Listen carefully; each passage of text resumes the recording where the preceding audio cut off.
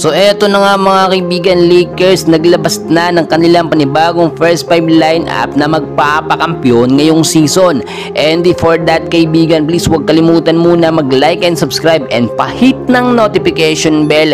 Maraming salamat po mga kaibigan. Ang galing po ng ginawa ng Lakers ngayon, at dahil nga po hindi na sila namomroblema sa sentro, meron na kasi silang big man na si Kyle Kelly.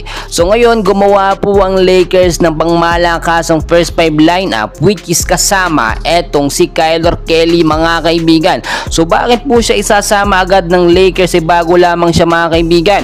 Baka naman magtampong ilang o ibang sentro ng Lakers mga kaibigan. Dahil nga po sa panibagong sistema nila at dahil maganda ang magiging tandem kung sakali talagang magkasama ng matagal sa loob ng court, etong si Kyle Kelly at si Anthony Davis ay perfect tandem na mga kaibigan.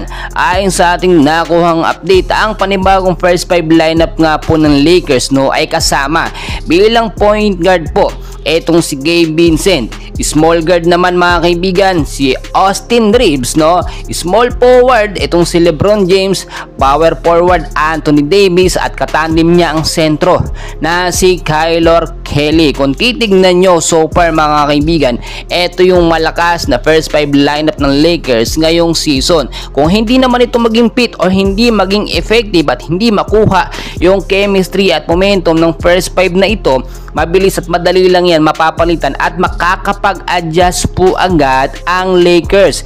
At nagdedepende rin kasi ang Lakers mga kaibigan kung sinong team ang kanila makakalaban. So posibleng mabago din etong first 5 mga kaibigan, dahil alam naman natin madalas po talaga nasa adjustment po ang Lakers depende sa kalaban. Etong point guard na si Vincent o Gabe Vincent mga kaibigan ay posible din palitan ni Russell mga kaibigan. Mabilis naman nakakapag-adjust ang Lakers, dahil kung titignan po ninyo so far, ilang buwan na lang po simula ngayon ay magsisimula na ang season at mabibigat po ang makakalaban ng Lakers.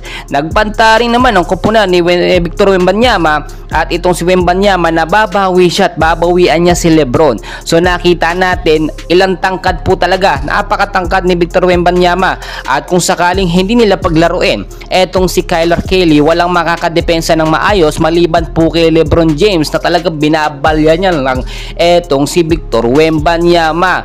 Well, para sa akin mga kaibigan, eto na yung time para magbigay naman ng opportunity ang Lakers sa kanilang panibagong mga player, especially sa mga rookie nila. Etong si LeBron James at ang ibang matatagal na player po ng Lakers, balang araw ay magre-retiro sila. Kung wala silang ititrain ng mga panibagong player ay walang papalit at hindi po ma-maintain ang magandang performance ng Lakers mga kaibigan sa game.